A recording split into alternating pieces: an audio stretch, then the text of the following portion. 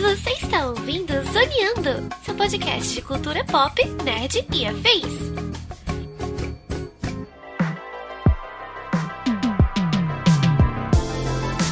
E começa mais um Zoneando Podcast, o seu podcast sobre cultura pop, nerd e afins, meus amigos. E aqui, hosteando este programa, aquele que é tão azarado, mas tão azarado, que com certeza investiria naqueles lotes de condomínio da Contra-Terra uma semana antes dela explodir, estou eu, Thiago Almeida. Juntamente comigo, ele que espera ansiosamente aqueles kits médicos espaciais para ver se diminui a fila do plantão no SUS, senhor Joaquim Ramos. Olha, aquele, quando faz a perna voltar para a direção certa, porra, eu fiquei pensando na quantidade de trabalho que ia me poupar. Pouparia um trabalhinho, né, Joaquim? Porra. E fecha na mesa de hoje ele que, se fosse um funcionário da Osgorcop, com certeza promoveria um movimento sindical contra as más condições de trabalho do alto evolucionário, senhor Roberto II. Eu não sei o que é pior, trabalhar para o alto evolucionário e usar aquela roupinha de pele gorda. que são duas coisas horrorosas desse universo. Degradante. Né? Porra, cara, condição do trabalhador espacial, né? Não dá, né? Não dá.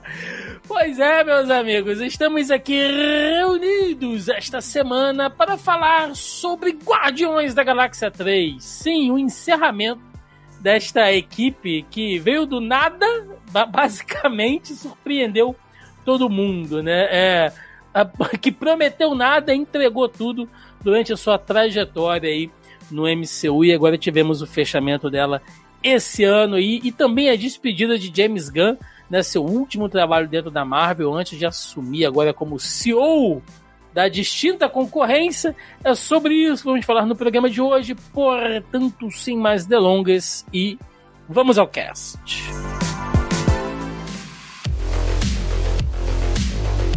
Meninos, vamos lá, né? Guardiões da Galáxia 3. Esse que foi o último filme, né, do Marvel Studios aqui, no momento que estamos gravando. Ele chegou recentemente no catálogo do Disney Plus, e o filme foi um sucesso, como tem sido todos os filmes da franquia Guardiões, né?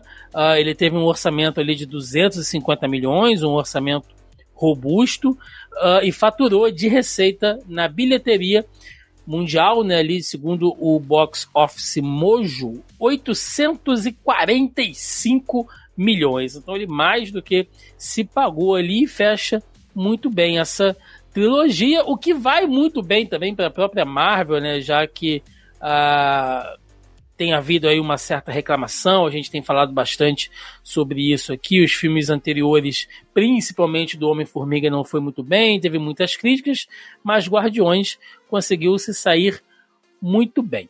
Nós temos programas passados aqui, a gente falou de todos os filmes dos Guardiões, né, até o momento, então eu acho que não vale, né? Acho que não precisa a gente fazer uma retrospectiva, a gente pode ir direto para o assunto. Mas eu sempre gosto de ressaltar, assim, como uma equipe, cara, que vem da divisão C da Marvel. Roberto, você como um bom paraense, seriam os Guardiões da Galáxia o Remo da Marvel, assim, basicamente, cara? Porque os Guardiões já ganharam alguma coisa, né? Meu Deus do céu. Mas eu acho que sim. Eu acho que os Guardiões seriam até mais abaixo, né, cara? Se a gente for parar pra pensar,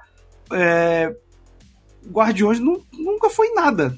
Mesmo no universo galáctico da Marvel, né, que a gente tinha todo esse âmbito, nunca foram muita coisa. Nesse filme a gente tem personagens que, se a gente for olhar no quadrinho, eram maiores que os Guardiões. O próprio Warlock. Sim. O Warlock sempre foi o cara ali do universo galáctico da Marvel, no universo espacial, mas os Guardiões... Essa chave ali na Saga do Infinito, sim, né? Sim. Inclusive, acho que das poucas reclamações que eu vi desse filme, são aqueles 6 fãs do Adam Warlock falando, mas o Adam Warlock no filme, né? E tal. E quem gosta, né? Eu gosto do Adam Warlock. Quem é fã do Adam Warlock? Parece fã do treinador no filme da Viúva Negra. A gente tem fã do Cable aqui, cara. Mas o Cable foi mais importante do que os Guardiões da Galáxia. E olha o sorriso do Joaquim. Olha o sorriso sincero do Joaquim. Você fica me zoando, mas eu já encontrei os outros fãs do Cable, tá? Você e Fábio Catena. Um beijo, Fábio Catena. 2 fãs no Brasil aí, né? As crianças dos anos 90. Porra, foi criada... cinto, pochete, arma de 3 canos. Trabuco, né? Dente.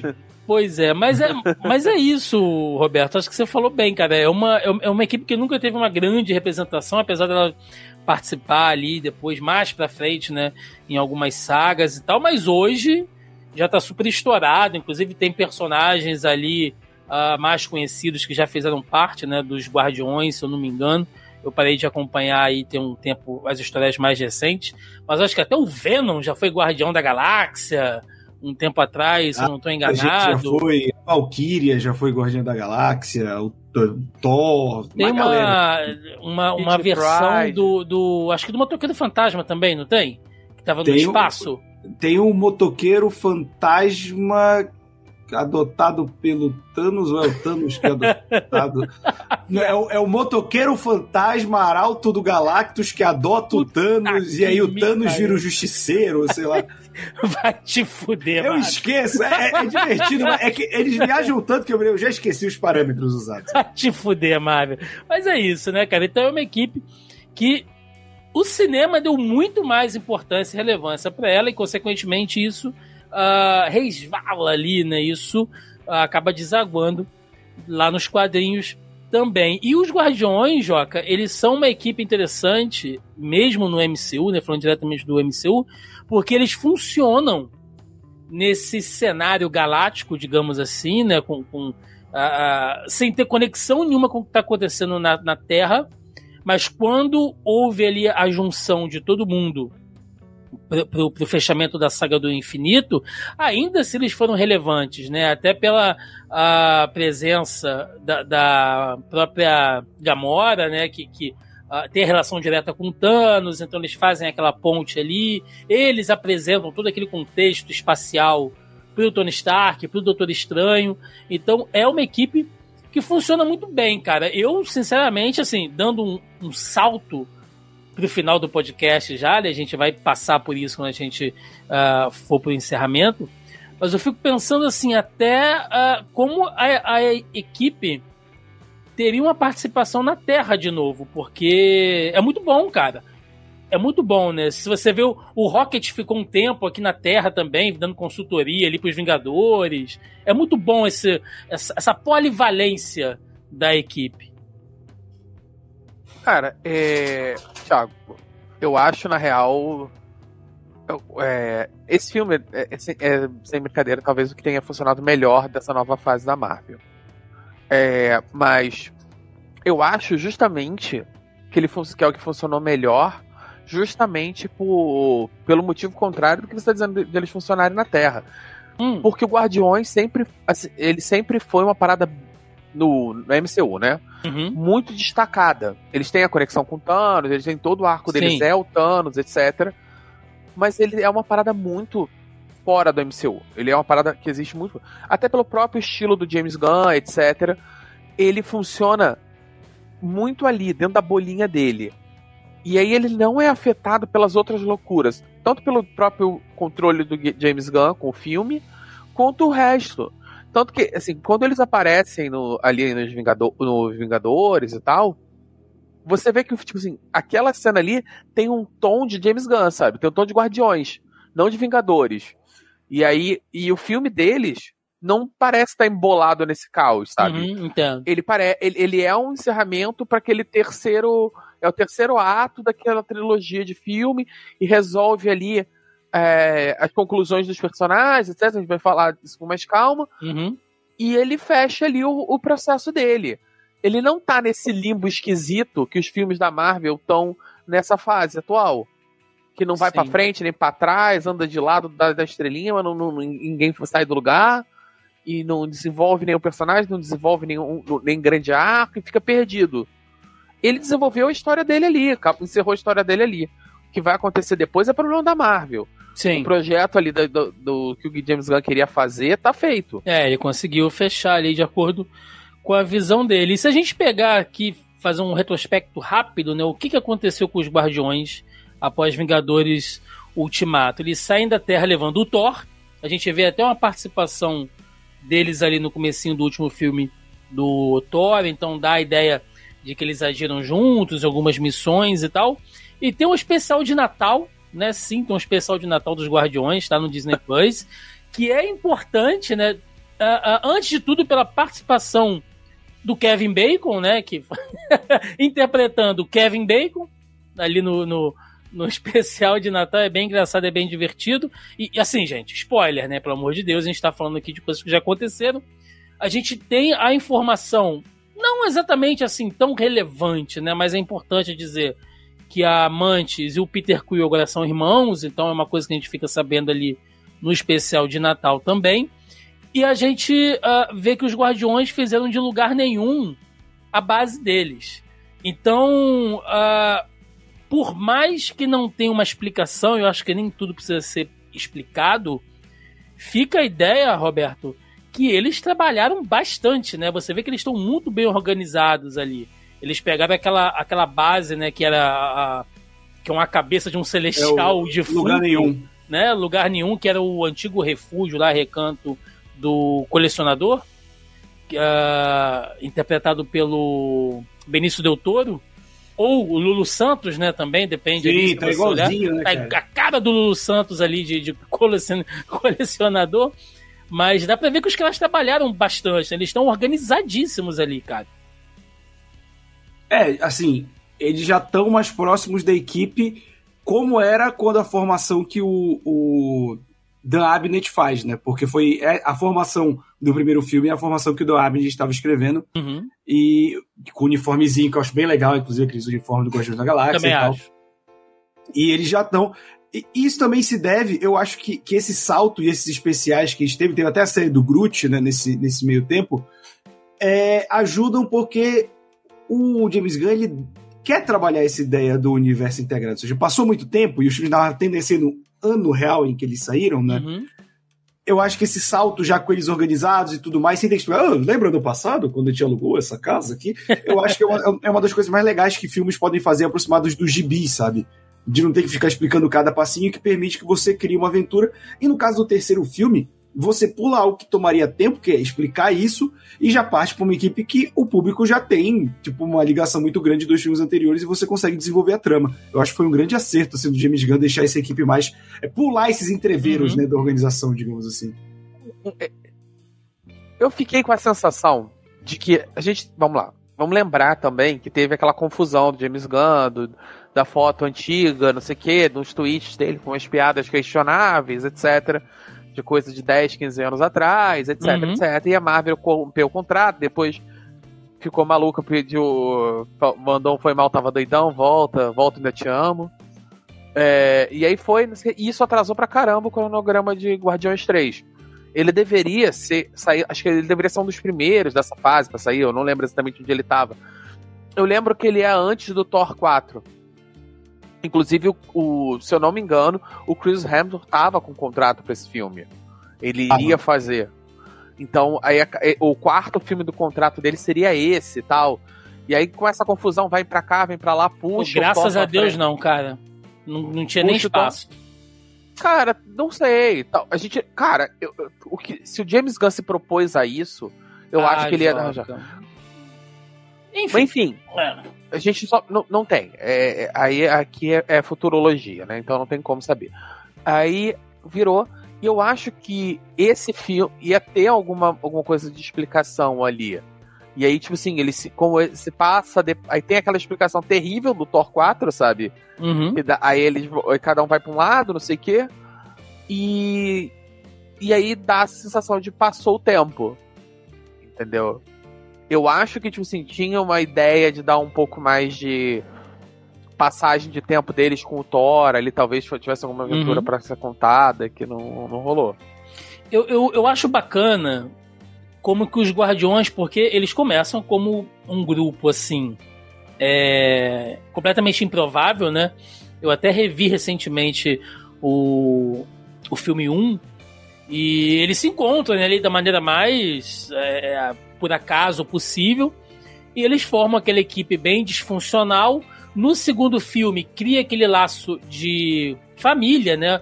O próprio Peter Quill diz que, não, vocês são minha família agora, então fecha aquilo ali, esse sentimento realmente de uma irmandade. E nesse terceiro filme, como o Roberto falou, não precisou explicar muita coisa, mas a gente vê que eles estão tão organizados porque eles viraram, assim, de caçadores de recompensa para meio que policiais intergalácticos, assim, né? Que é uma das funções lá nos quadrinhos também, né, Roberto? Você pega essa fase do Dan Abnett, é o que seria, assim... Eu tô fazendo, para quem tá assistindo a nossa versão em vídeo aqui, né, gente, pelo amor de Deus, muito entre aspas, assim, ó, muito entre aspas, tá? É meio que o que os Lanternas Verdes fazem, né? Eles cuidam de um determinado setor ali para tentar manter a lei e a ordem, digamos assim. Só que os Guardiões, no MCU, eu acho que eles foram até um pouco além, porque se você olha ali para lugar nenhum, virou uma espécie de base de refugiados. Um monte de gente que se fudeu depois do blip do Thanos, ficou sem lugar para ir e tal. Eles acolheram, cara, fizeram ali realmente uma ilha, né?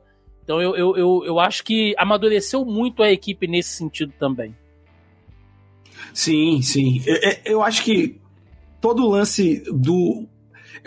Esse atraso, por conta que o Joca falou da questão do James Gunn e tudo mais, eu acho que acabou sendo mais benéfico pro filme. Eu também acho. É porque, não posso... Novamente, eu acho que o James Gunn faria o Thor na equipe muito bem, eu acho que ele tem esse tom de comédia que o Taika Waititi já trouxe, poderia dar uma dinâmica maior sem um protagonismo pro Thor, que eu acho que funcionaria, mas você juntou ele ser o primeiro filme meio que unanimidade pós-MCU. Tô tirando aqui o do Homem-Aranha, né? Porque o do Homem-Aranha, ele vai muito no nosso coração, mas é um filme cheio de furo, de fato. Uhum.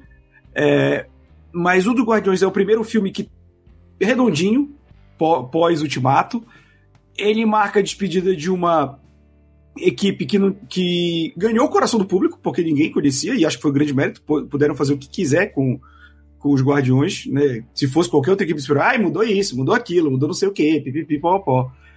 E a despedida do James Gunn, que vai pra DC, né? Tipo, foi o último filme do contrato dele. Então, tudo isso somado com o fato de que o James Gunn é um grande desgraçado na hora de fazer a gente sofrer, eu acho que deixou o filme até mais importante do que ele seria se ele tivesse saído ali seria um ano antes, 2 anos antes, talvez, do que deveria, né? Eu achei ótimo, cara, até porque deu pra lapidar bastante questão dos efeitos especiais, que a Marvel tem sofrido muito, né? E isso que eu tô comentando aqui, gente, não é haterzinho de Marvel, não.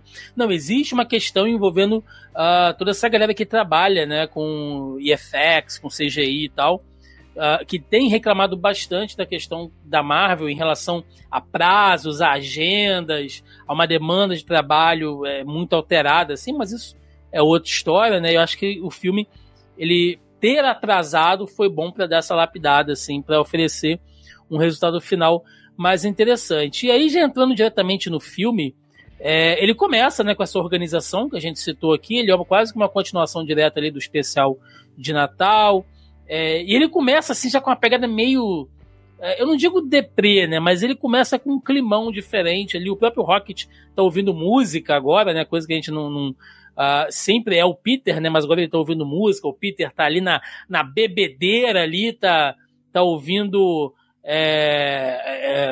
sei lá, piseiro de depressão, de dor de corno.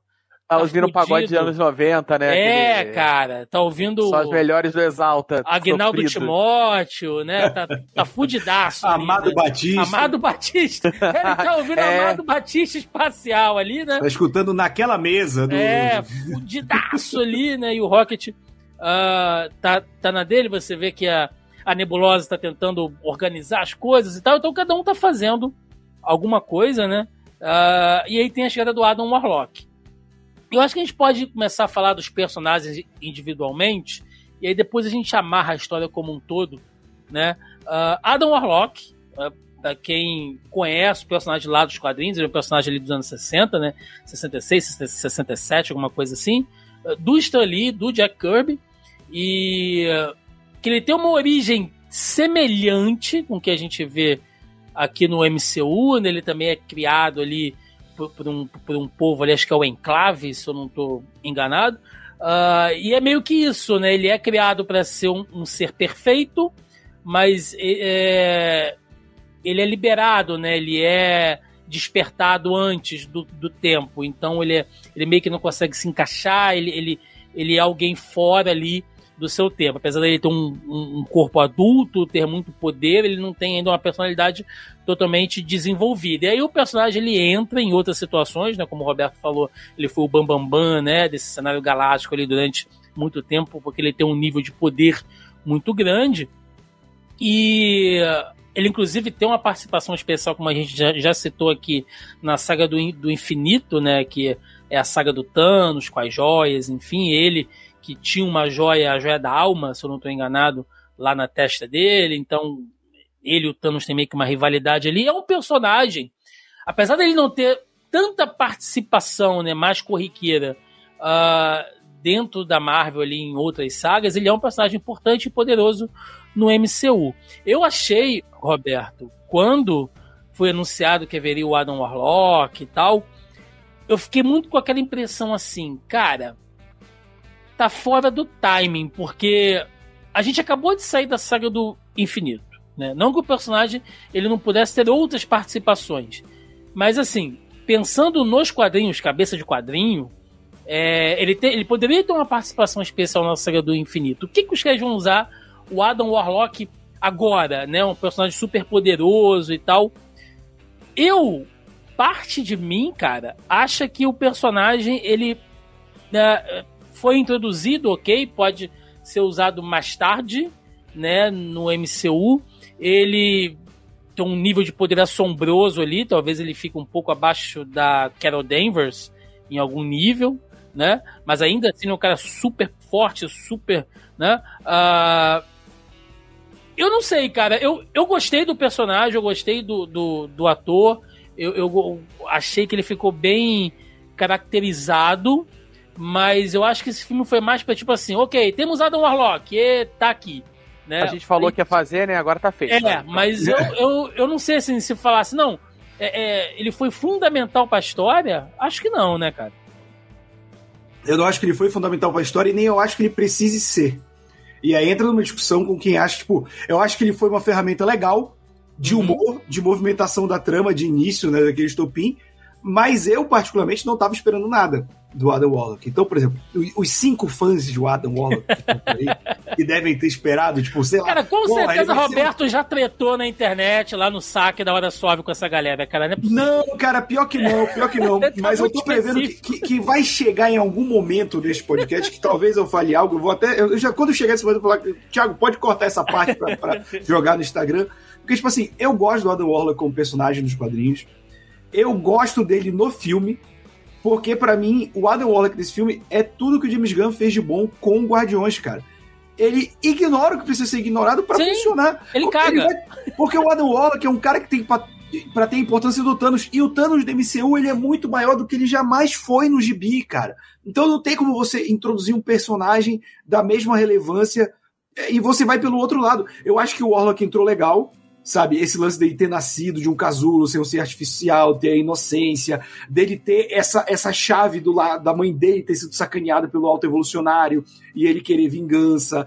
Por exemplo, quando o Peter, no final, né, já me adiantando um pouco, fica pagando espaço, cara, assim, eu falei automaticamente, o Warlock vai pegar ele. E não foi tipo, ai, nossa, estragou, ficou preciso. Não, porque, tipo, combinou, tipo, o nascimento lá de Adão, né, justamente com Adam, né, pra mim funcionou. O James Gunn é bom em fazer isso, sabe? Sim. Você gostou, Joca, do Will Poulter como Cara, eu gostei do ator. Foi um processo, assim, eu sabia que eles não iam fazer o Adam Warlock.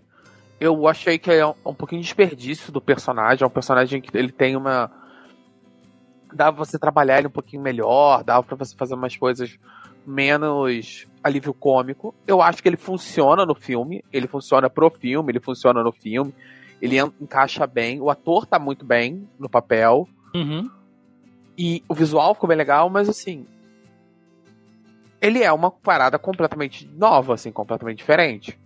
Ele é outra coisa, ele não é nem ele perto é adaptado, do Adam sim, Warlock. Não é, ele não é adaptado, ele é um personagem, é um outro personagem com o mesmo nome. Eu sinto que ele fazendo parte dos Guardiões agora, até pelos poderes que ele exibe ali e tal, e aí eu não sei, né, entra aqui uma reparação histórica, senhor James Gunn, que ele já queimou esse cartucho na Marvel e eu não sei se eles vão conseguir recuperar isso em algum momento.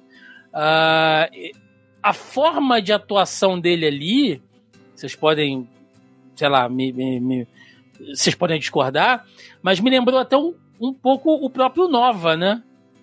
Se ele virar depois ali uma espécie de policialzão junto com os Guardiões ali, porque o histórico do Adam Warlock mesmo, como o Roberto falou, não tem, foda-se, né? Só criou um personagem ali com poderes galácticos e tal, mas ele entrando, né, pros Guardiões ali, não sei, né? Porque eu não sei se a gente ainda vai ver um Nova dentro do MCU, então pra mim foi meio que uma mesclagem ali dos dois, né? Mas enfim, uma coisa que a gente só vai ver ali um pouco mais pra frente. Seguindo aqui, né? Vamos falar de outros personagens ali. A gente já falou aqui do do Adam Warlock. Já eu confundindo.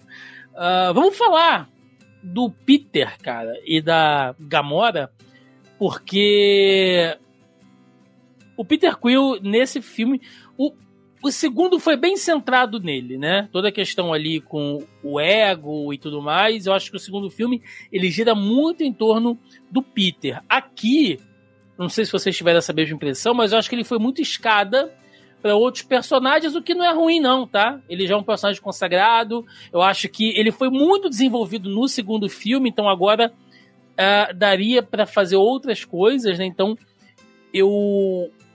o arco dele já foi concluído. Sim. Então, eu acho que ele faz uma boa base aqui, Joca. Ele é um líder de uma equipe que já tá muito certinha. Já tá muito regrada. Você vê que, como ele tá fudido... ele tá fudido, né? Ele começa ali zoado, tá bêbado. Ele tá o tempo todo chorando pela Gamora e tal. Então, ele tá distante do papel de líder. O Rocket, que teoricamente seria o subcomandante ali, né? Também fica boa parte do filme, né? Praticamente 70%, 80% do filme fora de ação. A Nebulosa foi a líder da equipe a maior parte do tempo. Então, o Peter, como líder, eu senti que assim, não fez tanta falta. Mas para levantar outros personagens, para levantar o próprio Rocket, para levantar a própria Gamora, eu acho que ele foi importante, cara. Eu acho que assim, o Peter... E aí podem entrar diversos fatores, né? Que não sejam só o arco dele. Mas a gente tem o desgaste do personagem, né? Ele até virou meme depois do Guerra Infinita, que é ele que atrapalha todo mundo. Ele fala isso no filme, né, Roberta? Eu vi a minha mulher morrer e eu quase ferrei com a porra toda. Ele fala isso. E tipo... E aí tem a questão do desgaste do próprio ator, né? Que nos últimos anos também virou uma betoneira de merda. Impressionante. E o cara era o colírio da Marvel, o garotinho propaganda praticamente, e todo mundo amava ele, e aí ele virou uma betoneira de merda. Ele conseguiu destruir a própria imagem sozinho, sem ajuda de ninguém. E aí eu acho que também tem isso, né, de tipo... Ok, e aí casa muito bem com ele já meio que ter concluído o arco, que poderia... Sempre pode se inventar um arco novo, né? Por exemplo, o grande arco desse filme podia ser o lance da Gamora e ele, né, não serem mais a mesma Gamora. Felizmente não foi pra esse lado. Ficou muito melhor. Graças a Deus. Foi... Vamos ser sérios. Porque assim, seria a rota mais fácil, né? Ele literalmente pegar e fazer esse arco romântico, não sei o que, e ele reconquistar.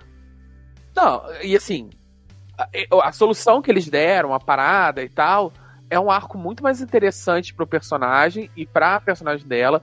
Não fica aquela parada de ninguém mais morre em quadrinho, sabe? Vai virar quadrinho, que ninguém morre, não adianta, não sei o quê. Eu ia falar exatamente isso. Não substituir uma pela outra, Joca, eu acho importante porque você não desmerece o sacrifício da personagem anterior, né? Porque teve um peso a morte dela. Até o próprio Thanos, né? Você vê que ele sente ali a morte dela e tal. Então, tipo assim, se fosse uma substituição direta, passando pelas mesmas coisas e tal, e não é, né? Você vê que no final ela fica até meio tocada, ela se sente ali, não vou dizer parte da equipe, mas no final ela consegue aceitar, né, estar ao lado deles, mas no final ela vai ficar lá com os saqueadores, a gente vê que ela é bem recebida lá, então o espaço dela é lá, é outra personagem, ela não é uma substituta pela que já morreu. Eu achei isso bom. Acho que funciona e você não desperdiça a personagem. E ela tá mais perto ali, Roberto, daquela Gamora que a gente conhece lá nos quadrinhos mesmo, né? Sim. Violenta, porra louca, né? Eu acho que sim. Né? E entra muito só antes do jogo falar, me lembrou agora que a gente tá falando do Orlok e tudo mais, e aí a Gamora dos quadrinhos, eu lembrei do Drax, que um amigo meu, no primeiro Guardiões da Galáxia, eu lembro muito bem, queria deixar um abraço aqui para Luca Petillo, que eu nunca me falou isso pessoalmente, que falou, eu não gostei muito, porque, porra, o Drax nos quadrinhos é muito mais forte, irmão. Esse Drax é muito fraquinho. Se tem até fã do Drax, né, nos filmes, eu aceito que tenha fãs do Adam Warlock, realmente eu retiro o que eu disse. Fala, Jaca, você ia complementar? Que eu ia falar assim, que a gente tá falando a questão do arco dela e tal, não sei. E é uma parada que não é derrogatório pro personagem, o arco dela, porque o arco dela ali não é se tornar o par romântico novamente, porque isso também seria bem derrogatório pro personagem, sabe? A personagem feminina só serve pra ser par romântico. E ela tem ali o arco dela, tal, se torna um outro personagem. A atriz consegue manter, assim, você reconhece que é a mesma personagem, mas é uma outra em outra circunstância. Então, que a Rosario Dawson é boa atriz também, né? Então isso conta. Exato. E aí você tem o arco do Peter Quill também é interessante. Porque você tem, em vez do arco romântico dele, é ele entendendo por que ele faz isso, por que ele se coloca. Ele não tem referência de nada. Então a referência que ele tem de normalidade eram os filmes dos anos 80 que ele assistiu quando criança. Então a referência dele de normalidade é aquele o herói, não sei o que, meio malandro, e que termina com a menina. Então ele tá sempre tentando terminar com a menina, porque é a referência dele de final feliz, né? Então ele tenta... Porque ele não tem referência de uma vida, de família, de nada. E aí no final ele reconhece isso e ele vai atrás de cuidar da própria vida. E em um determinado ponto ele mesmo reconhece, né? Chega em um momento que tem uma discussão e ele fala pra ela, não, realmente você não é a minha Gamora, né? Ele aceita. E chega em um determinado ponto onde ela também se vê tocada ali, naquela parte que ela tá tomando conta da nave, né? Que ela vê o Rocket, ela fica... Ela se indaga, né? Pô, você é um bichinho leal mesmo, né? Por que eles estão fazendo isso por você? Eles estão se sacrificando por você, né? E no final ela tá presente ali com aquela equipe o tempo inteiro, porque ela não queria estar ali, ela queria ter ido embora, mas não tinha como parar no meio do caminho para ela descer. Então ela começa, cara, eu tô sentindo um nível de irmandade aqui que, por mais que eu não faça parte dessa equipe, isso me contagia, né? Então eu acho isso bem legal. Já que o Roberto puxou Drax, né? Vamos pegar Drax e Mantis aqui. Que assim, a Mantis entrou nesse rolê, cara, extremamente aleatório, né? Quando termina o segundo filme e a gente vai pra Guerra Infinita e eu vejo a Mantis na equipe, eu fiquei muito tipo, ok, né? De secretária do ego, ela foi ali pros Guardiões e tal, mas acaba que ela funciona. A dupla dela com o Drax é muito boa porque não tem, e graças a Deus não tem, né? Nenhum apelo sexual, nem nada disso. Parece, assim, dois super brothers, sabe? Ou então o irmão mais velho com a irmã mais nova, digamos assim. Cara, é muito isso, né? É tipo, ela é a irmã mais velha e o Drax é a criança idiota, né? Aí ele falou uma coisa, não, porque esse cara é muito feio. Você não pode falar isso, sabe? A parte da moto, Roberto, é tão imbecil. Mas Não, eu dei é muito tanta bom. risada. Eu dei tanta risada. Não, sobe aí, a gente vai pra lá. Ela, por que você vai pra nave de moto, né? A nave atrás dele. Não, sobe aí. A gente vai pra lá, assim. Aí quando sai, ela, ai, Drax, não sei o quê. Então, ela é inocente, ele é um bobalhão, né? Mas o que não faz de nenhum dos dois inúteis, porque eles usam os seus poderes na hora que tem que usar. O Drax, você vê, aquela cena do corredor, né? Pô, você vê que ali eles estão lutando, cara. É uma das cenas mais Aquela bacanas. cena do corredor é muito pica, legal, cara. É pica. Pô, aquela cena é maravilhosa. E ela tem um certo eco, né, com o primeiro filme, que também tem uma cena similar. Sim. Aquela cena ali é tudo que a gente quer ver num filme dos X-Men. Que é a equipe lutando em uníssono ali, né? Um já confia no que o outro vai fazer, Sim. então, sabe, é um usando o poder pra desaparecer, enquanto o outro solta raio e o outro tá rasgando, sabe, alguém com uma garra. Então é tudo sincronizadinho ali e tal. Mas uma coisa que fica bem nítido pra mim é que o Drax e a Mantis são o coração da equipe, de certa maneira, porque a Mantis, ela é aquela que não deixa a bola cair nunca, e o Drax é aquele brother que, assim, tu tá fudido, sabe, sentado na sarjeta, ele senta do seu lado, conta uma pedra de tiozão que faz você rir e bola pra frente, né? Sim. E tem a questão da sensibilidade, Roberto, e eu acho que isso funciona bem pela química dos atores, né? E os personagens, porque senão o Drax seria só um brutamonte zoado, assim, né? Seria facilmente que os outros filmes da MCU fariam. Tem isso também. Mas eu acho que é isso. O James Gunn, ele é muito bom de interação, cara. E em filme de grupo, às vezes, isso é mais interessante do que a ação. Né? Um grande abraço, Liga da Justiça Snyder Cut. Fica aí. Gratuito! Deixa aí. Não, porque as pessoas esquecem isso, cara. Eu acho que as pessoas... Eu acho que o Ultimato meio que estragou, né? O Ultimato é legal porque tem muita coisa que não precisa ser dita porque você teve 20 filmes antes. Então a preparação é isso. Eu acho que esse momento do MCU vamos lá. A gente teve o Aranha, que todo mundo gostou por causa dos 3 aranhas e porque finalmente mostra o Peter Parker dos quadrinhos no final. A gente tem Pantera Negra male, mas também o filme teve que se resolver ali com o protagonista morrendo da vida real, ter que fazer uma trama do nada e tudo mais. Tem Doutor Estranho, que é uma merda, né? O Doutor Estranho 2 é uma merda. Mas quando você parar pra pensar nas coisas novas que estão sendo feitas, Eternos, as séries, eu acho que as pessoas estão querendo a sensação que a gente tinha no MCU já da metade do arco do Thanos pro final, que elas esquecem que tinha muito filme bosta também ali, sabe? O primeiro Homem de Ferro é bom, o primeiro Thor é uma merda, o segundo fraco. então mais ainda, o Capitão América é fraco, sabe? O primeiro Hulk... Homem-Formiga 2 é bem Homem-Formiga, zoadinho. cara, Homem-Formiga é uma franquia que eu acho à parte, porque as reclamações que eu vejo de Homem-Formiga mas foi tão fraquinho. Cara, se você vê os três filmes são a mesma coisa. A diferença é que o Homem-Formiga se inseriu num contexto que todo mundo quer algo grandioso. Gente, é um filme do Homem-Formiga. Não é nem do primeiro Homem-Formiga, é do segundo Homem-Formiga, que ninguém se importa, sabe? A dinâmica de aventura dele sempre é a mesma. Mas eu acho que o MCU já tá passando por isso. E o Guardiões não. O Guardiões, ele dá aquela sessão de ultimato porque tem muita coisa que a gente já sabe. Então a trama entrega, o carisma, as interações, a própria ação, essa cena do corredor é incrível. Uhum. Os efeitos também estão muito bons nesse filme, né? Os Devoradores de Sol e tal. Então eu acho que é isso. As pessoas querem já ver tudo pronto. Só que não tem como você introduzir uma Kamala pronta, não tem como você introduzir heróis novos prontos, uma Capitã Marvel que só teve um filme já depois de Ultimato também, depois de Guerra Infinita, desculpa, prontos. Teve muito chão até o MCU, até o primeiro Vingadores teve muito chão.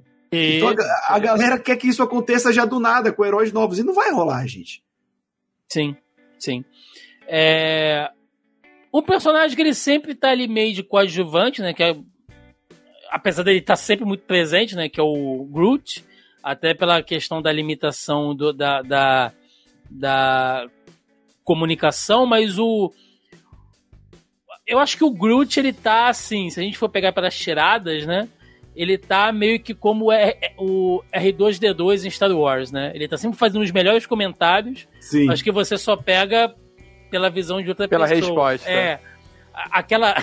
Eu falo, cara, me arranca umas risadas sinceras, né? Quando a Mantis fala, não, alguém vai ter que tocar o Peter, né? E aí ele vira assim...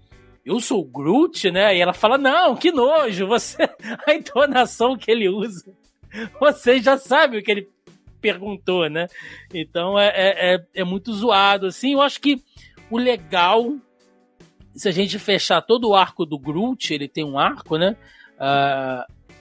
É que ele passou por todas as fases, e isso funcionou com personagens diferentes. Então você tem o Groot adulto, né?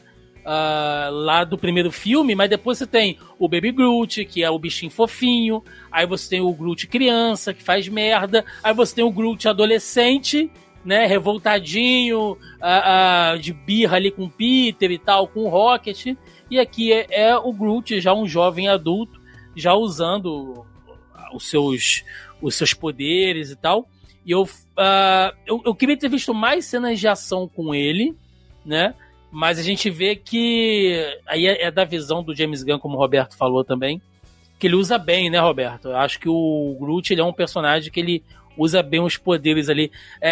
A forma como ele chega no Adam Warlock, se fosse qualquer outro cara, tinha se fudido, cara. Ele chega enfiando raiz dentro da orelha, do olho, do ouvido, assim.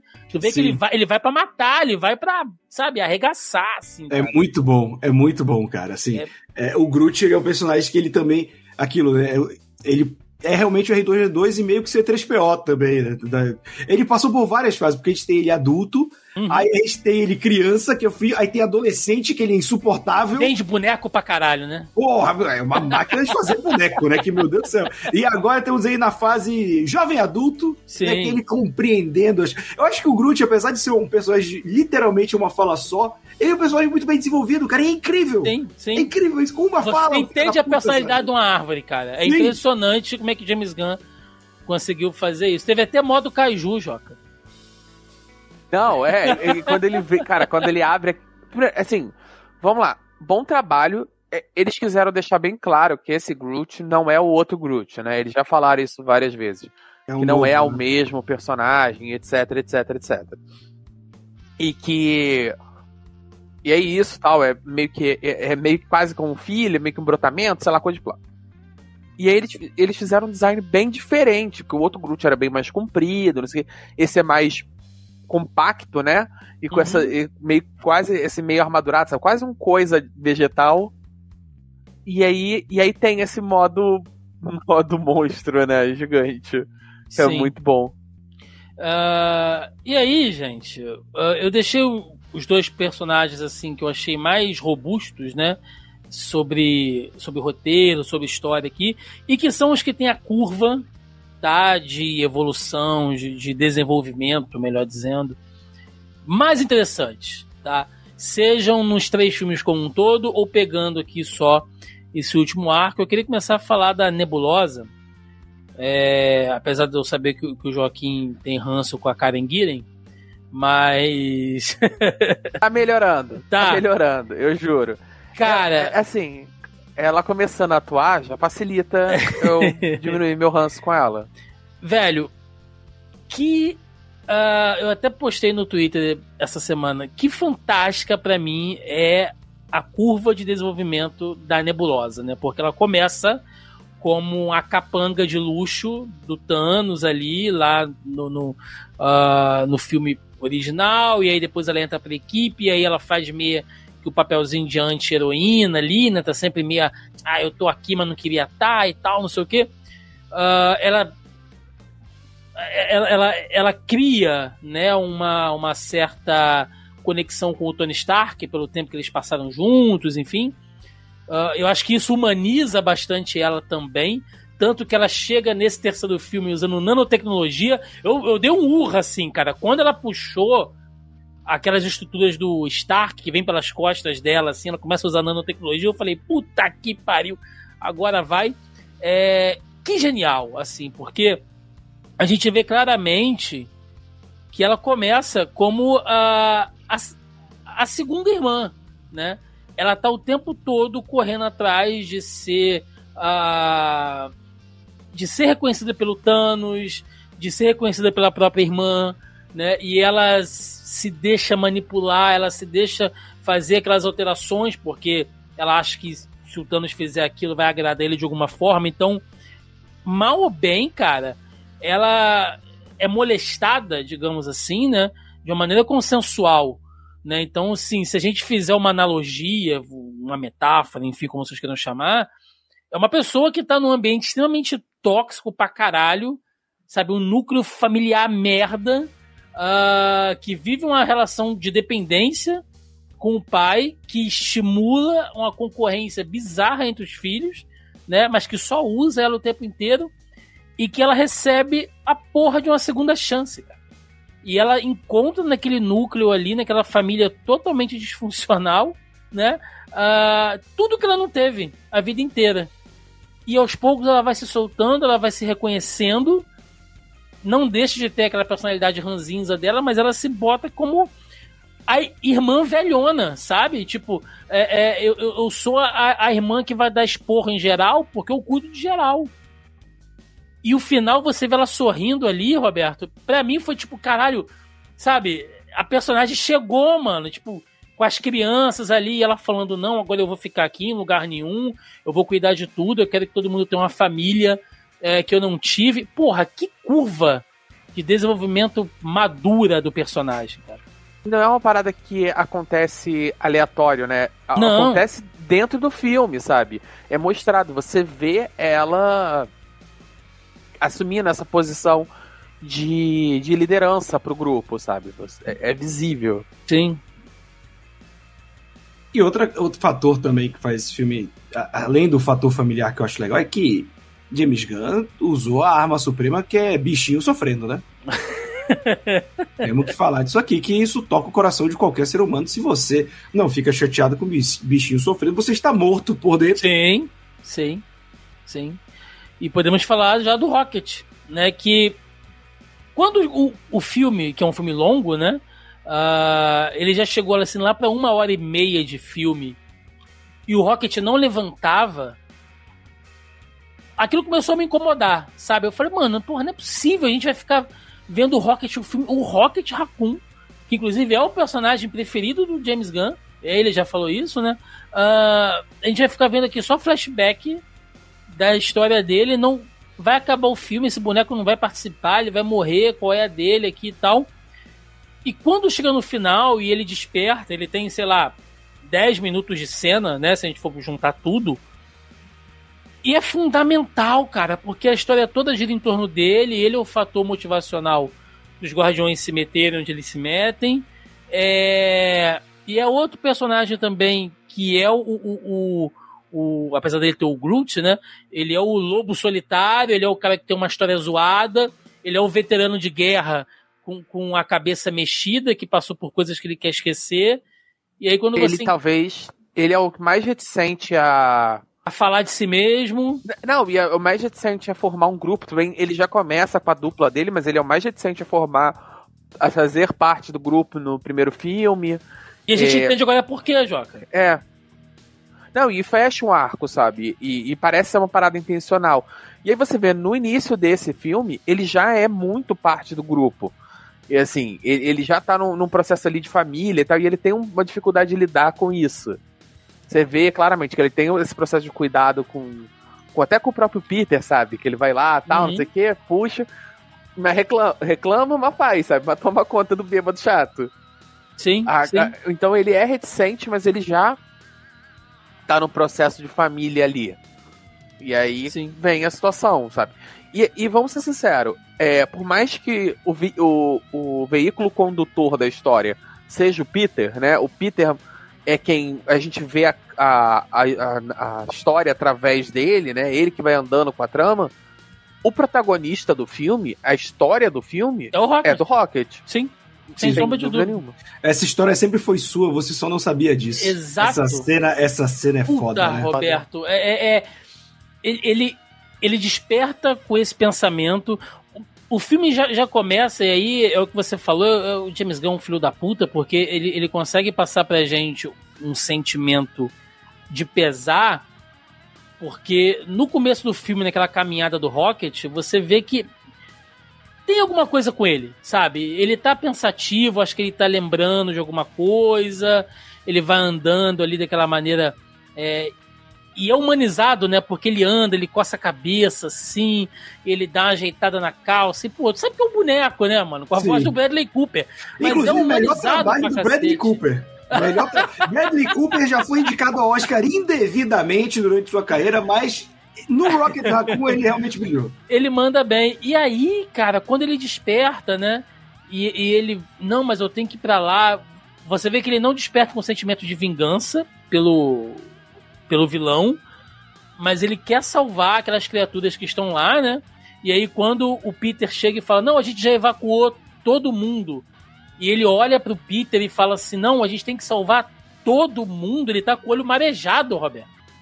Ele tá sentindo aquela porra, assim, como se ele, sabe, é alguém, e aí, pelo amor de Deus, tá, gente, tô fazendo só analogias aqui, é alguém que viveu num campo de prisioneiro, cara. Sim. E ele tá revivendo aquela merda ali. E ele não é mais o Rocket zoado. Ele não é mais o Rocket brabinho, resmungão, né? Aquele guaxinim com as tiradas cômicas ácidas. Ele deu uma evoluída muito boa, cara. Ele deu uma evoluída muito boa e eu acho que talvez ele fosse o personagem que ainda faltava, né? Esse background, porque o Peter já chega com background, o Drax já chega. Acho que só que não chega ali com... A Mantis porque ela trabalhava pro Ego e tal, aí queria... Mas o Rocket realmente faltava isso, né? E, cara, que entrega que fez o James Gunn nesse passado do Rocket, né? Durante todo o filme, na verdade, eu acho que a narrativa desse filme é muito interessante. Muito, né? Muito. O timing, né, também. Porque o jeito que ele vai contando a parada é muito bom. Eu vou falar pra vocês que eu fiquei emocionado com o boneco, cara.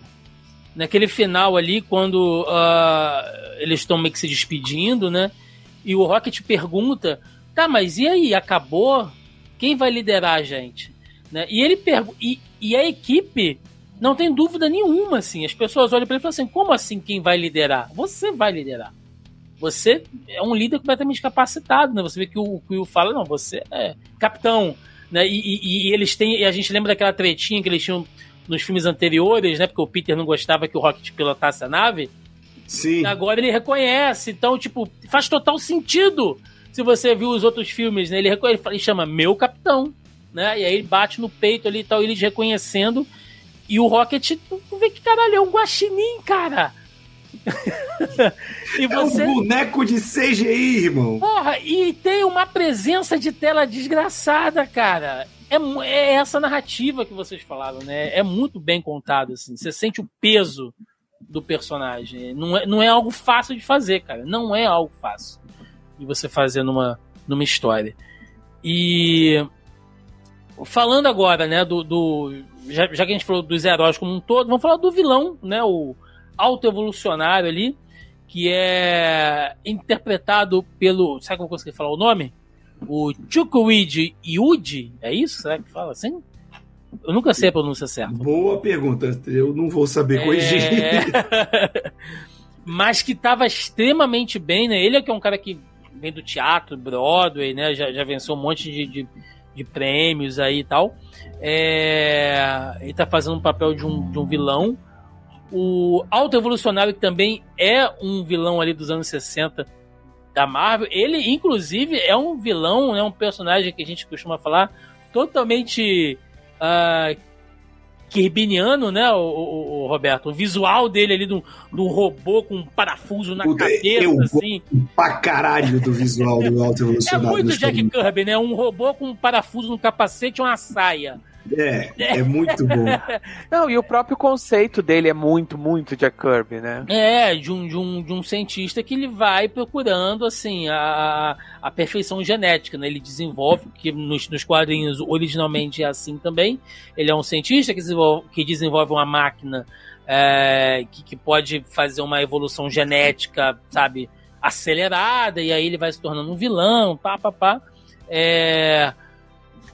e que a gente consegue aceitar que ele sempre esteve no MCU, apesar da gente nunca ver, né? Mas que ele criou outras civilizações, então esse plano de fundo que vai sendo apresentado ali como um subtexto é muito bem feito, é muito bem escrito, isso. Você entende que é um personagem importante, né? Tem um peso dele ali, e é o tipo de vilão que eu gosto porque é um vilão desgraçado, cara. Ele não é o vilão sofrido, o cara que teve um dia ruim, o cara que não teve uma oportunidade, sabe? Que escolheu o caminho errado. Não, ele é um filho da puta arrombado, assim, porque o que faz um vilão ser bom, na minha opinião, é a capacidade, né, de quem tá escrevendo ele humanizá-lo. Então, assim, quanto mais... Pode ser, sei lá, pode ser o Galactus, sabe? Um gigante também de vestido que come planeta. Mas se ele tiver características humanas, como o próprio Galactus tem, né? Aquele egocentrismo dele, aquela coisa... você humanizar o personagem transforma ele de uma maneira interessante, porque o vilão, ele apresenta sempre os pontos mais distorcidos de características humanas, né? E isso faz com que ele seja um vilão. E a porra do autoevolucionário é isso. Ele é um vilão eugenista, Roberto. Então, essa mas porra racial dele, eu acho fodida demais. Ele tem uma parada que eu acho interessante, que é, eu gosto do vilão que sempre é um vilão. Eu gosto quando é bem desenvolvido. Então, eu gosto tanto do vilão, que é quando a gente meio que pensa igual, ou quando é tão diferente. Mas o que eu acho engraçado desse filme é que ele consegue fazer o autoevolucionário ser os dois. Sim. Porque a gente já tem a ótica dele como vilão, que é na linha presente, e quando a gente vai vendo os flashbacks do Rocket, a gente vai vendo a coisa do, pô, o que esse cara tá fazendo? Ele tá querendo melhorar a gente? Será que as coisas vão melhorar? Ele tá querendo puxar o Rocket e tal. Então, ele já te apresenta ele como um vilãozão e você vai vendo pelos olhos do Rocket a evolução até esse ponto, que combina com o Rocket arrancando o rosto dele, que é uma cena pesadíssima, né, cara? Sim. Aquela cena me destrói o coração toda vez. Mas eu gostei de como ele construiu. Eu acho que o ator tá excelente no papel.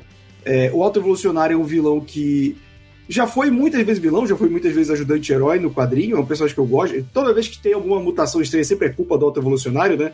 O Costa larga nessa questão no quadrinho da Marvel, mas eu gostei muito dele do papel, cara. É aquele mal de vilão que vai bem e morre, né? Que será que a gente vai ver de novo? Eu queria ver de novo e tal. Porque não dá pra ser o Jonathan Majors, né? Porque o Jonathan Majors é o Kang, aí morre um Kang e tem mais 70 mil. Então a gente vai morrer o Jonathan Majors. Porra, não vou ver de novo. Vai sim, vai ver ele sim. Vai ter. Vamos ver, né? O julgamento dele foi adiado, inclusive, pra setembro, né? A gente tá gravando esse podcast em... Eu tava tendo uma discussão num grupo que eu tava falando sobre isso. Eu falei, cara, a Disney, ela não dá a nossa em ponta.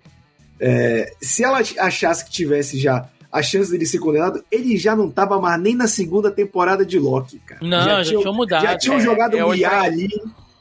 Eu estranhei, eu vou ser bem sincero. Quando eu vi ele no trailer, eu fiquei, ué, a Disney não jogou ele embaixo do caminhão ainda não? Não, meteu a cara dele em close, assim, no trailer, não. Então... É visível, você sabe. Mas foda que aquele negócio que o Twitter sempre apressa, né? Que foi de misoginia, machismo, agressão pra possíveis atos de a polícia aceitou a denúncia rápido demais porque o cara era preto, né?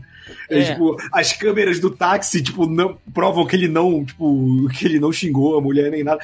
Até agora, a única prova é que ele era um cuzão, né? De que ele tava flertando com outra mulher pelo celular e a mulher viu, mas até então isso não é crime. Então né? Não é crime, é só um caô dele com a mulher. Ser um babaca não é crime. Se fosse, ia faltar cadeia. Que pariu.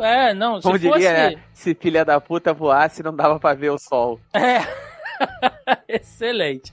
Ser babaca não é crime. O vilão é isso, né? Essa coisa eugenista dele de estar em busca da raça perfeita, né? De ter a perfeição idealizada e tal. E mistura também com o egocentrismo, porque se você pensar bem, ele tem sucesso no intuito dele. Porque qual é o intuito? É você evoluir, né, uma criatura ali, uma raça, que seja o ponto-chave para um desenvolvimento orgânico, né? Porque ele cria aquela contra-terra, que também É maravilhoso, né? Você vê os bichos ali com cabeça de sapo, vendendo droga no beco, né? Umas coisas assim. Porque ainda assim é uma reprodução. Aquelas criaturas tecnicamente evoluídas da Contra-Terra só são uma evolução, entre aspas, né, do auto-evolucionário baseado em algo que ele já viu. Então ele não está criando necessariamente nada de novo, ele está fazendo uma cópia que está fadada a agir como aquilo que ele copiou, que é a humanidade. Ele vem à Terra e tal. O objetivo dele todo é criar uma raça superior que seja capaz de inventar, de criar coisas novas. Mas ele consegue, ele cria o Rocket. Não, mas assim, a falha dele gera o resultado que ele tá tentando. Mas se você pensar, nem o próprio autoevolucionário cria nada novo. Tudo que ele faz são variação de coisas que ele viu. Mas é o egocentrismo dele, ele acha que tá criando. Então, a única coisa que ele cria é o Rocket. Só que ele olha pro Rocket e ele vê... isso aqui era um guaxinim, bicho. Sabe? Que eu meti aqui um cérebro deformado, aqui. Cheio de não sei o quê. E ele não aceita, você vê... E aí, como o ator é bom, né, Roberto? Na cena que eles se encontram, ele parte pra cima do Rocket e ele tá com o olho parado assim, mano. Tipo, como você fez aquilo? Ele não aceita que uma criatura inferior que ele fez possa ter sido melhor sucedida em algo, e ele não. Né? É o egocentrismo do vilão ali. Isso é muito bom. Né? O cara Rocket passa isso. Prometheus, né? Ele dá o fogo e é punido por isso, né? Exato. Ótima analogia. Então é bem por aí, sim. Então eu acho que como vilão ele funcionou muito bem. Aquela cara dele mastigada ali no final. Espero que ele volte, cara, em algum momento, porque foi um vilão realmente muito bom, né? E isso que o Joca falou, ele não cria nada. Tanto é que a visão de evolução dele, Joca, é transformar os bichos em criaturas antropomórficas, né? Todo bicho ali tem um perfil humanoide. Seria o autoevolucionário um furry? Fica aí o questionamento. Caraca. O Furry Master, né, cara? Pode ser. Isso destruiu agora totalmente a visão do boneco que eu tinha criado. Mas a gente indo aqui quase pra resolução, né? Pra gente fechar aí antes dos nossos comentários, dos nossos ouvintes também. E a gente falar do encerramento do filme. Eu quero ressaltar, né, algumas coisas aqui que eu achei bacanas do filme. O uso das músicas, como sempre, é muito bom porque elas não entram simplesmente do nada, né? As músicas entram porque elas estão tocando em algum lugar, né? Seja o Rocket ouvindo, seja o Peter ouvindo, seja dentro da nave, quando começa a tocar música por algum motivo, e aí a cena tá rolando a partir da música. Quando os Guardiões estão indo pro combate final, o Peter liga o som e ele compartilha o som no comunicador do restante da equipe. Então você tá ouvindo o que eles estão ouvindo. Tipo assim, a gente vai fazer um trabalho aqui ouvindo música. Então acho que fica orgânico, as músicas têm a conexão com as cenas, né? Eu achei bacana. E de novo, assim, cara, vocês já levantaram aí, né, a questão dos erros do passado, do James Gunn e tal, mas algo que eu falo nas nossas lives de quinta-feira, né, que hoje eu sou devoto da igreja de James Gunn, assim, porque eu acho que o cara fez um trabalho de excelência no MCU e ele faz uma coisa que poucos diretores fazem hoje em dia quando se trata de você fazer a adaptação de um gibi, que é você não ter vergonha de fazer uma história de super-herói com cara de super-herói. Com boneco uniformizado, sabe? Com ET de pele pintada de azul, de vermelho, com bichinho engraçadinho. O cara conta, Roberto, uma história que parece que você tá lendo a porra de um gibi, cara. Não é todo mundo que consegue fazer isso hoje em dia. Em um tempo que a gente vê que apesar que hoje em dia passou um pouco nessa nolanização, digamos assim, de história de super-herói, que tudo tem que ser realista, né? Não, tem que ser realista. Não pode ser muito caricato e tal, e eu acho que o James Gunn, ele é um cara que tem essa visão um pouco, assim. Ele é o oposto, né? Ele vai pela galhofa dos super-heróis, só que ele consegue implementar isso no cinema, o que eu acho incrível, cara. E tem que ser assim mesmo. Acho que a gente já tá há 20 anos aí que filme de super-herói não precisa mais ter vergonha de ser de super-herói, né? Vamos ver Wolverine de uniforme amarelo. Exato. Eu quero ver essas coisas, cara, sabe? Tipo, chega de... Quando é pra funcionar, se for temático, The Batman funcionou. Mas não precisa ser todo herói assim, sabe? Sim.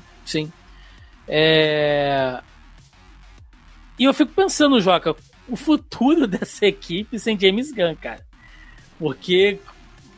E aí, cara? Quem vai assumir nesse mesmo tom? Ah, não, é um novo cara, vai fazer um trabalho diferente? Tá, beleza. Né? Pode botar alguém mais autoral ali, mas é uma responsa, velho. É difícil isso aí. Eu não acho que ninguém que vote vá ser uma boa saída. Sinceramente. Mas alguém vai ter que assumir. Esse é o ponto, né? Como é que vai ser? Cara, assim, alguém vai assumir porque, né, dinheiro. Dessa fase, acho que, se não me engano, acho que foi o que fez mais dinheiro dessa fase nova. Sim. Então, assim, isso então é um fato que vai ser. James Gunn não volta. Isso também é outro fato. Ele já falou isso 1000 vezes. Ele já tá com um cargo altíssimo dentro da Warner e tal. Então, não volta. A maioria do elenco também já falou que não volta. Só fazia com o James Gunn. Só não volta sem o James Gunn. Então, assim, a atriz da Gamora já falou que não volta. O David Batista também falou que não volta. Uma galera. E aí, que filme que a gente vai ter? Sim, porque Guardiões da Galáxia é muito a visão do James Gunn.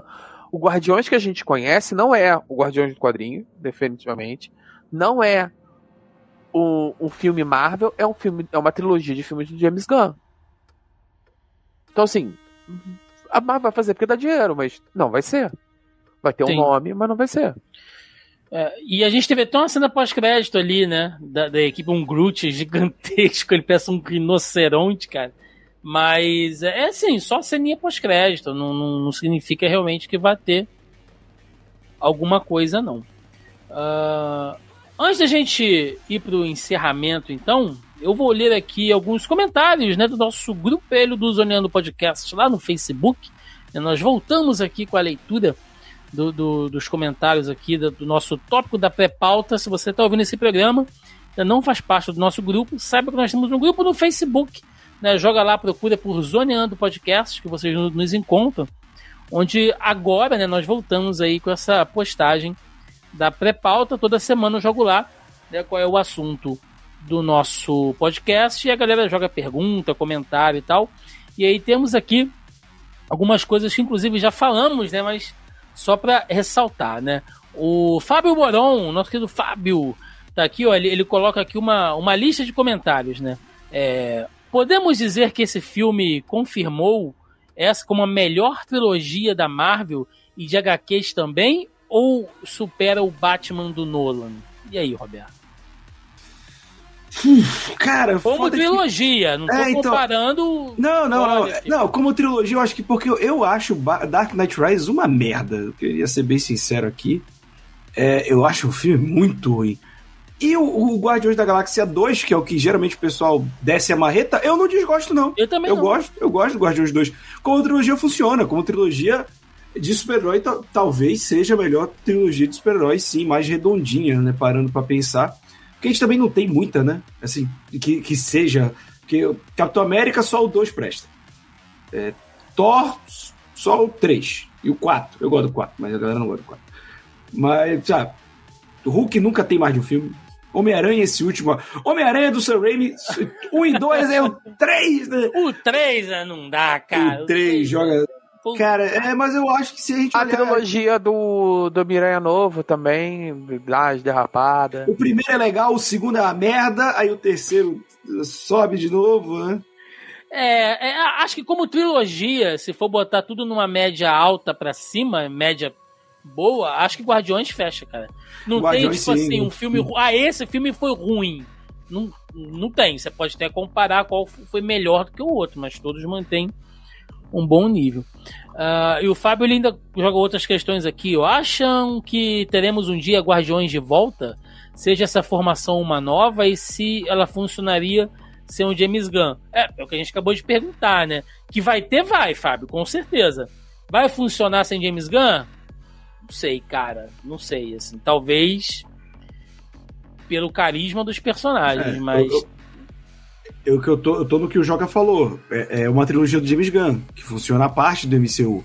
Então, teria que ver como você vai fazer, porque a dinâmica mudou, a gente já conhece personagens, mas tem o Warlock, tem o irmão do James Gunn também, que parece ser um cara boa praça, e acho que ele voltaria pro projeto, mesmo o irmão estando na DC. Mas é um negócio que tem que ser muito bem pensado, cara.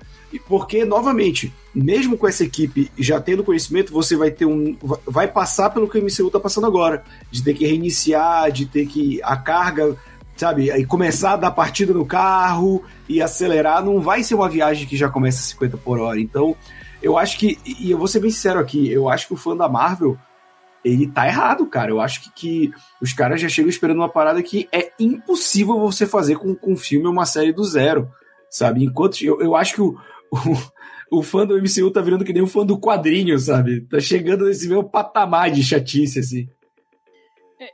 Eu diria, Roberto, que assim, isso vai abrir um parênteses aqui para uma discussão longa, né? Mas eu diria que eu acho que tem outras coisas além disso, sabe? Eu acho que tem umas discussões muito esquisitas rolando, assim, que a gente vê em grupos, canais, outros produtores de conteúdo. Eu sempre fico com o pé muito atrás com dois tipos de crítica, tá? O maluco da lacração, mas que, porra, nem vale a pena a gente desenvolver isso aqui, mas vocês sabem exatamente do que eu tô falando. Tudo lá. Cara, o filme do Flash, que a gente gravou semana passada aqui, Joca. Eu compartilhei o link do podcast em um grupo de filmes de super-herói. O maluco fez um comentário. Não, porque este filme é a banalização do homem como um imbecil, é a lacração destruindo mais uma vez o filme do super-herói. Falei, bicho, tu viu lacração no filme do Flash? Não é possível. No filme do Flash, eu entenderia se você estivesse falando isso de um outro filme qualquer que te desse uma margem pra essa loucura. Agora, no filme do Flash, eu vi CGI bosta, eu vi um monte de coisa, eu vi... o bebê bizarro. Eu vi o neném da Jade Picon. Agora... Porra. O neném da Jade Picon foi foda, hein? Agora, lacração, amigo, você me desculpa. Então, tem essas críticas e tem a crítica, Roberto, do cara que não viu aquilo que ele queria ver. Ele não tá reclamando do que ele viu. Tipo assim, eu vi esta série, este filme, e eu não gostei a partir disso. Ele assiste dizendo, porra, eu esperava que esse filme tivesse isso, isso e aquilo. Pô, isso pra mim é pior tipo de crítica. Eu esperava. Pô, irmão, foda-se. Sinceramente, foda-se. É difícil, cara. É difícil. Assim, é lógico que algumas pedras, elas são cantadas. Né? Sim. Eu vou fazer... Gente, vai sair um filme Guerra Civil. Quem leu Guerra Civil lá nos quadrinhos sabe que em 1 hora os heróis vão cair no soco. Se você não tem uma cena dos heróis caindo no soco, eu acho que o filme vendeu errado. Bom, gente, espera aí. Né, o cerne dessa saga é o conflito entre eles. Se não tem o conflito, tô dando um exemplo, né? Se não tem o conflito, eu acho que faltou alguma coisa. Agora, eu vou fazer um filme aqui do Doutor Estranho no Multiverso da Loucura. E aí o filme pode ter 1 milhão de defeitos.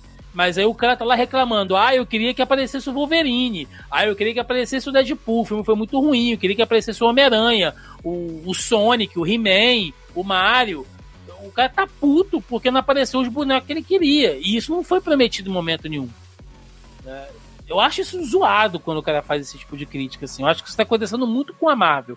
E não é passação de pano, não. Eu acho que o que é bosta a gente tem que falar mesmo. Sim. Né?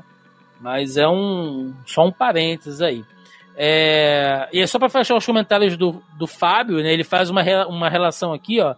Viram a referência do Rock com os itens para os seus amigos? A perna mecânica no primeiro filme para Flor, o olho no segundo filme para o Tiff, né?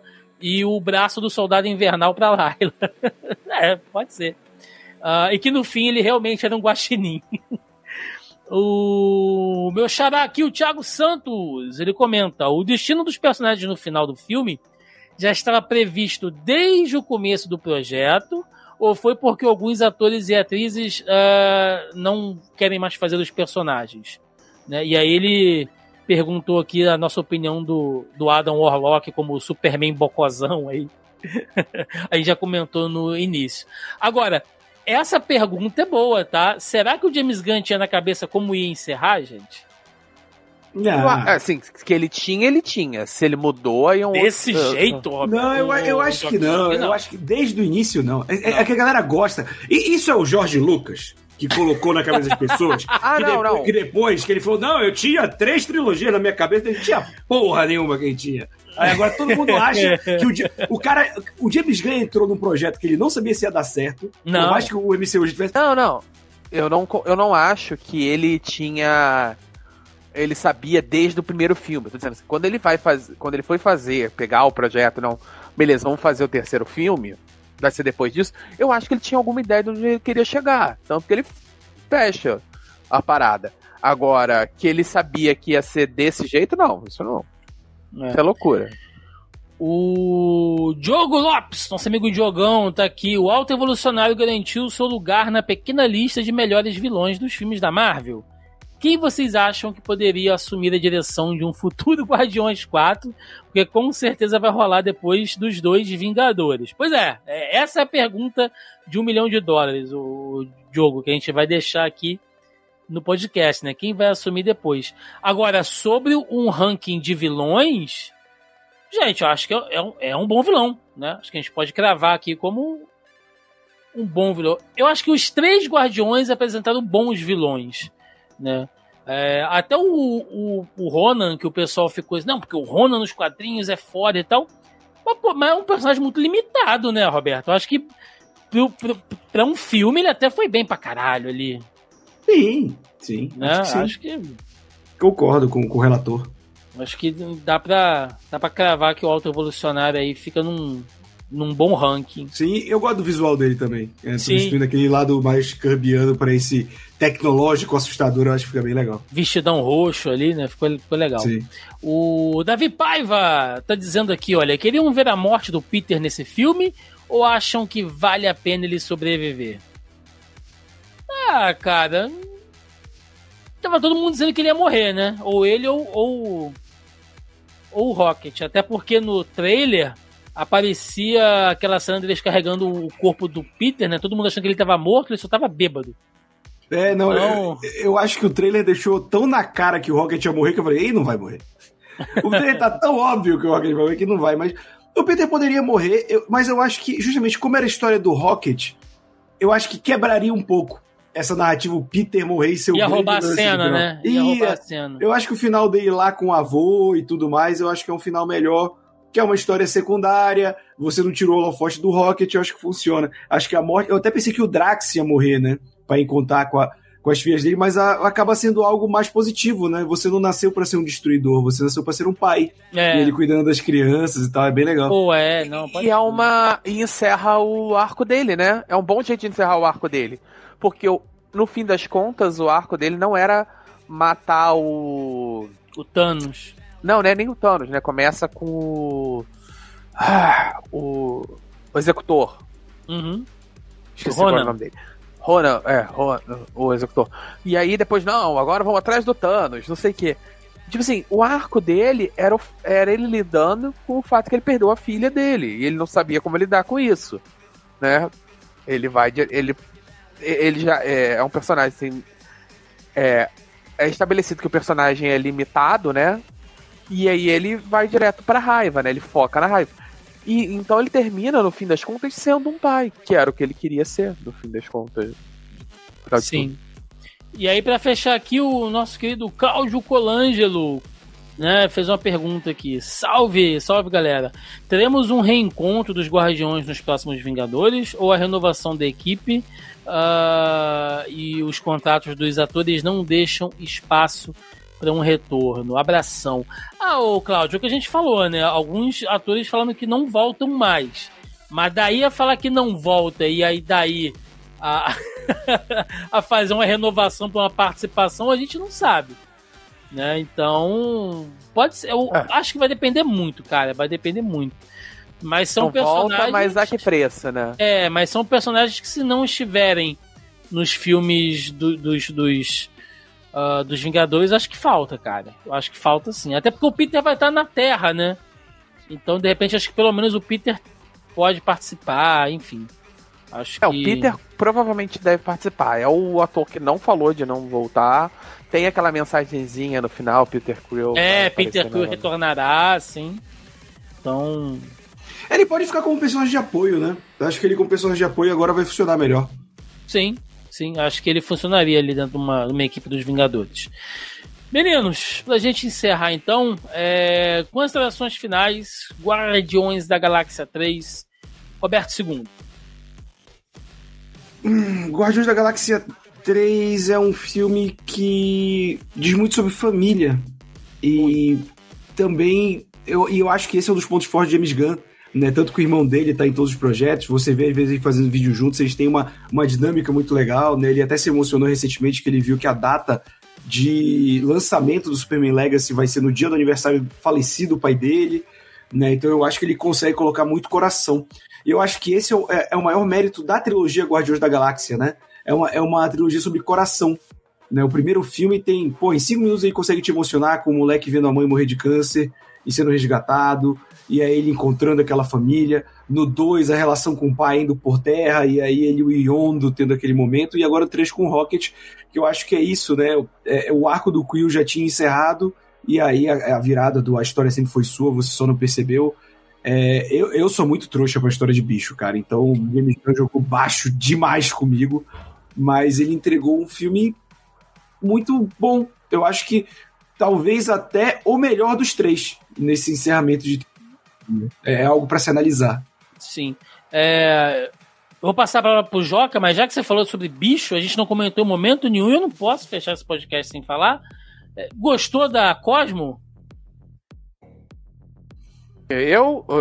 Vocês dois. Eu sei que você eu gostei da Cosmo. Eu gostei. Eu adorei a Cosmo. A assim, piada do cachorro mal é sensacional. Porque, é maravilhoso. Né? É muito bom. Né? Como se fosse a maior ofensa para um cachorro. Ela retira o que eu acho maravilhoso. E eu gosto muito dessa brincadeirinha, né? Porque ela é super inteligente, né? Ela fala, ela é articulada, ela tem compreensões. Mas na hora que ele fala bad dog, ela dá uma quebrada forte, sabe? Uhum. E assim, é meio claro que ia chegar naquele ponto do filme em que ele ia ter que falar, não, you're a good girl, sabe? Muito bom. Agora sim, Joca, você, considerações finais aí. Cara, é um filme muito bom. Como eu falei, é um dos melhores filmes dessa fase, talvez o melhor até agora. Eu não sei dizer se é o melhor dos 3, mas é uma trilogia redondinha. Eu acho que eu acho que até como filme ele é melhor do que o primeiro. Mas o primeiro ele tem aquele efeito surpresa de você não saber o que o James Gunn, nunca ter visto o James Gunn fazer filme de herói, você não saber aquele, pra quem ainda não conhecia Guardiões ainda, sabe, ser completamente pego de surpresa por um guaxinim falante, uma árvore gigante e tal. E então assim, eu acho que tem esse efeito da surpresa. Agora, é um filme muito, muito, muito bom. Ele fecha bem os personagens, ele é amarradinho, ele tem uma boa ação, ele é um filme bem grande e que você não sente que passa. Não. Ele passa voando, sabe?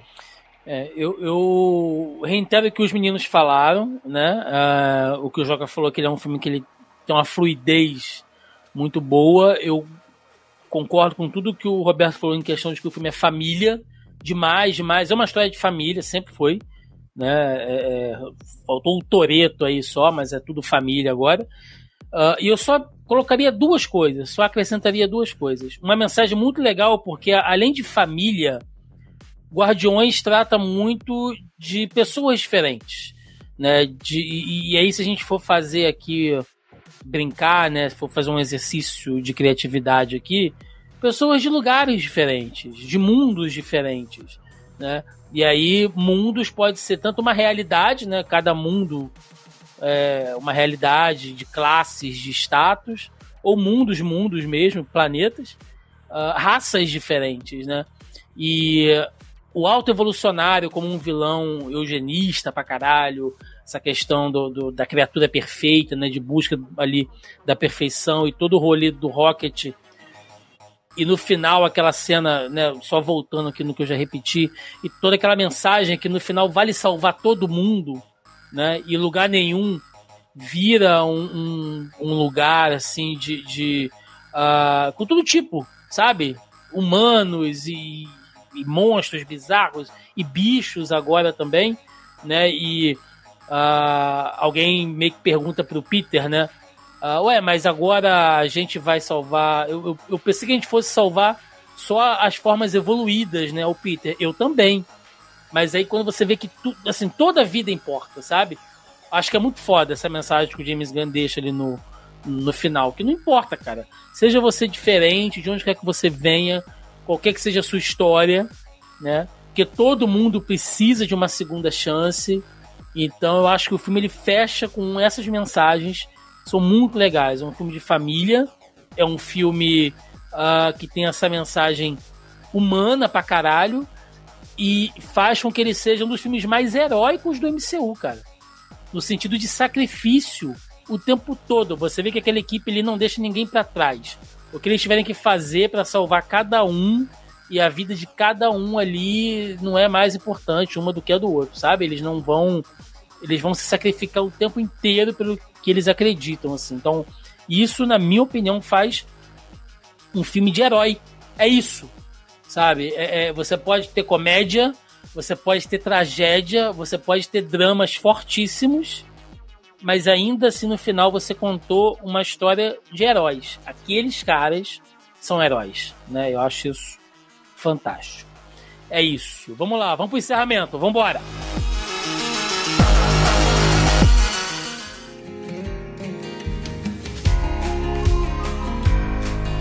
E chegamos ao final de mais um Zoneando Podcast. Hoje comentamos aqui de Guardiões da Galáxia 3, a despedida de James Gunn, da Marvel, do MCU, fechando esta trilogia em altíssimo nível. Aquele momento agora para recadinhos, jabás aí, começar. Joaquim Ramos, por enquanto agora, tá trabalhando pouco, né, Joaquim? Então não tem muito projeto. Um pouquinho. Agora a gente vai conseguir organizar um pouco mais a casa, né? Digo, né? Então, assim, eu tô um pouquinho menos atarefado, eu tô conseguindo, inclusive, gravar com mais frequência. Mas, assim, projeto paralelo, por enquanto, meu projeto paralelo é receber salário no fim do mês. Muito bom. É o Olerite, é isso que importa. Muito bem. Meu querido Roberto II, tempo que não aparecia por aqui, não gravava conosco, sempre uma alegria. Dê seu recado aí, seu jabás aí, você que tá numa porrada de projeto. E agora também, mais do que nunca, né, um autor de livros aí, Roberto, que esse ano tá concorrendo ao prêmio Jabuti, né? Então, um grande escritor aqui, tem muita coisa para divulgar aí. Vai lá, meu querido. Quem sabe um dia o Jabuti, quem sabe um dia. Hoje eu sou o Jabuti, né? Hoje eu já ando curvado e lentamente, tal qual um Jabuti, só não serei centenário graças ao bom senhor Satanás. Mas, pra quem gostou de me ouvir falando besteira aqui, eu também falo besteira lá no youtube.com/Hora Suave, que a gente fala de cinema, série, quadrinho, videogame sempre que dá. Estamos aí passando por um processo de mudança, menos vídeo, agora vai voltar com mais frequência. Também estou com o meu pequeno projetinho, que é o Eu Te Amo, Dr. Zaios, em que eu comento episódio a episódio dos Simpsons junto com o Lucas Rezende. Inclusive, no dia da gravação desse podcast, acabou de sair um episódio novo. Eu também sou co-apresentador no Fala Animal, do nosso querido Leonardo Vicente, que é um podcast sobre quadrinhos, mais focado em quadrinhos, mas é de cultura pop em geral. E como o Thiago adiantou, hoje sou autor publicado do livro Nas Teias do Aranhaverso, que é o maior guia já publicado sobre o Homem-Aranha, todas as versões de Homem-Aranha que foram publicadas pela Marvel de 1962 até 2022, pegando todos os 60 anos do personagem. Se você quiser comprar, é só pesquisar Nas Teias do Aranhaverso na Amazon, chega rapidinho aí na sua casa. Maravilha, a gente vai colocar link aqui também, né? Eu tô brincando aqui, mas é isso, cara. Eu achei que é um projeto bem bacana, né? Tava todo mundo aí no aguardo do lançamento e vem pro Rio, caralho, lançar aqui pra gente tomar uma breja na Lapa. É isso que é bom. A gente vai lá no Bar da Cachaça, o Joaquim tem umas cachaças ótimas pra indicar pra gente lá. Aí é maravilhoso. Então é isso. Gente, recadinhos de sempre, né? Lembrando mais uma vez que você pode acompanhar, ouvir, né? Conhecer aí, curtir o nosso Zoneando Podcast nas principais plataformas. Já tô bem, né? Falou em cachaça. Eu tô aqui fazendo um malabarismo com a gata que ela aprendeu a tirar a tomada do lugar. Aí tá um inferno aqui. Bicho abençoado. Mas, gente, vocês podem encontrar o Zoneando Podcast nos principais agregadores e aplicativos de podcast. Estamos no Spotify, no Deezer, na Amazon Music, Castbox, Pocket Cast, Google Podcast, Apple Podcast, enfim, qualquer inferno que tiver um podcast, lá estaremos. É só você procurar por Zoneando com Z, que vocês nos encontram por lá também. E eu peço sempre que vocês nos avaliem, né, na plataforma que você ouve aí. Se você ouve a gente pelo Spotify, que hoje é a nossa plataforma principal, né, vai lá, dá estrelinha pra gente. Se você ouve a gente lá na Amazon Music, dá lá o coraçãozinho, enfim, né, avalia a gente aí, que ajuda demais. E também estamos na versão em vídeo no nosso canal do YouTube, né, vai lá no YouTube, entra no nosso canal, no Zona E, procura lá na barrinha lá que vocês nos encontram, e tem a playlist lá do Zoneando Podcast, a playlist do nosso programa, né, com todas as edições esse ano que a gente já lançou ali, tem versão em vídeo, bonitinho, vocês verem nossas reações e nossas faces maravilhindas aí com vocês toda semana. É isso, além disso, estamos nas principais redes sociais, estamos no Facebook, onde tem o nosso grupelho, vocês podem procurar lá, né, pelo Zoneando também, que acha o nosso grupo, no Facebook, nossa página. Estamos no Twitter, no Instagram e no TikTok. É isso, gente. Deixe nos comentários aí a opinião de vocês. O que vocês acharam de Guardiões da Galáxia 3? O que vocês acharam desse encerramento? O que vocês esperam da equipe no futuro do MCU? Porque essa pergunta a gente vai ficar devendo aqui, né, cara? Porque realmente não tem como imaginar nesse momento. Então deixa aí a sua opinião. É isso, ficamos por aqui, até semana que vem. Um abraço, até mais, valeu!